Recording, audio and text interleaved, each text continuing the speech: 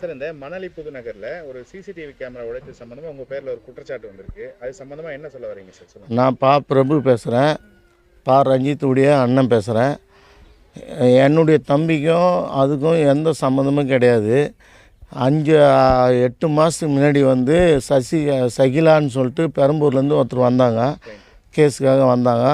நான் விச்சூர், அந்த கிராமம், விச்சூர் கிராமத்துக்கு போனேன். போயிட்டு அங்கே போயிட்டு தியாகராஜன் சொல்லிட்டு மணலி புதுநகர் இன்ஸ்பெக்டராண்ட போய் பேசினேன்.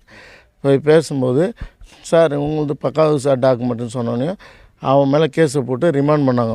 ஜெயிலுக்கும் போனார். லாரன்ஸ் சார்கிட்ட கம்ப்ளைண்ட், சிசிபியில் கம்ப்ளைண்ட் கொடுத்தேன். அவனை ரிமாண்ட் பண்ணாங்க. ரிமாண்ட் பண்ணி முடிச்சிட்டாங்க. அதுக்கப்புறம் அந்த லேடி என்கிட்ட வரல, எதுவுமே கிடையாது. ஆனால் எதுக்காக 5 மாதம் பொறுத்து 7 மாதம் பொறுத்து என் தம்பி எதுக்கு ஃபோட்டோவை போட்டு என் தம்பி எதுக்கு கேவலமாக வந்து டிவியில் போடுறாங்கன்றது எனக்கு ஒன்றுமே புரியல. என் தம்பி வந்து ஜெனூன். நான் அம்பத்தூர் பார்ட் தலைவர், வில்லிவாக்கம் ஒன்றிய கவுன்சிலரு. 15 ஜூனியர் இருக்கிறாங்க என்கிட்ட. எல்லாமே ஜூனியருக்கு தான் அனுப்புவேன். நான் போக மாட்டேன் எந்த விஷயத்துக்கும். அன்றைக்கி வந்து நான் அப்போ வந்து மாலை போட்டிருந்தேன், டிசம்பர் மாதம். அப்போ வந்து நான் ஐயப்பன் கோயிலுக்கு மாலை போட்டிருந்தேன். மாலை போட்டு தான் போனேன். போயிட்டு எதுவுமே கேட்கல. நான் போயிட்டு நான் கேட்டேன். அதுக்குள்ளே அங்கே ஒரு மர்டர் வந்து நடந்துச்சு. துணைத் தலைவரை சாவச்சிட்டானோ. சரி, அன்றைக்கி போலீஸ் இருந்தாலும் தியாகராஜன் இன்ஸ்பெக்டர் இருந்தார். அவர்கிட்ட பேசிட்டு தான் வந்தனே தவிர, அந்த வந்தானுங்க அந்த ரெடில்ஸ்லேருந்து யாரோ 4 பேர் வந்தானுங்க. எனக்கு இடமா பேசினானுங்க. நான் திட்டினேன், அது உண்மை. அதுக்கப்புறம் எனக்கு அந்த கிளைண்ட்டோ என்கிட்ட இல்லை, யாருமே கிடையாது.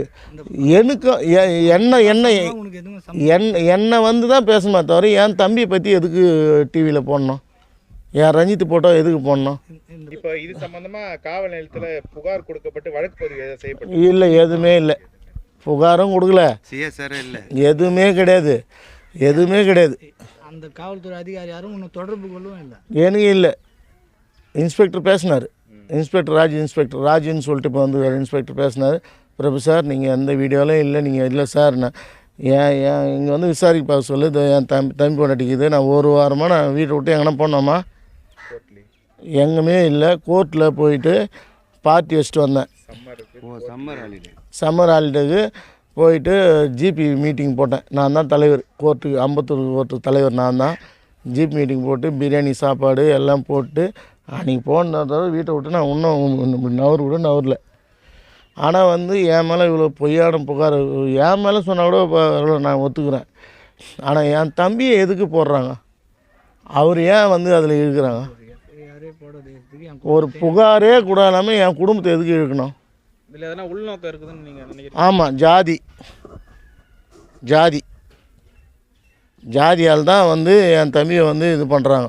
என் தம்பி படம் இப்போ தங்கலான் ரிலீஸ் ஆக போகுது.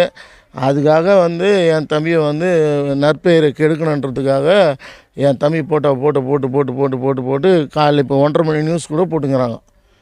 பிளாஸ் நியூஸ் போயினே இருக்குது. எதுக்காக இது பண்ணுறாங்க? சார், இது சம்மந்தமாக அந்த நிலத்தினோட உரிமையாளர் கிளைண்ட் இருக்காங்களே, அவங்க ஏதாவது புகார் கொடுத்துருக்காங்க? இப்போ போய் கமிஷன் ஆஃபீஸில் கம்ப்ளைண்ட் கொடுத்துக்கிறாங்க. இப்போ கொடுத்துருக்காங்க. இடத்துல ஓனர் சகிலா போயிட்டு கம்ப்ளைண்ட் கொடுத்துருக்காங்க. ஆனால் என்கிட்ட இல்லை. அவங்க எனக்கு அது சம்மந்தமே இல்லை. 5வது மாதம் 7வது மாதம் போன இதுக்கும் மாலை போட்டிருந்தப்போ நான் சபரிமலைக்கு அந்த ஃபோட்டோ எடுத்து வந்து இப்போ எடுத்து நான் 20 பேர் ரவுடிங்களை கூட்டு போகிறேன்னு சொல்லிட்டு பொய்யான ஒரு இது வந்து இந்த செய்தி போடுறாங்களே, இந்த ஊடகங்களுக்கு நான் வன்மையாக கண்டிக்கிறேன்.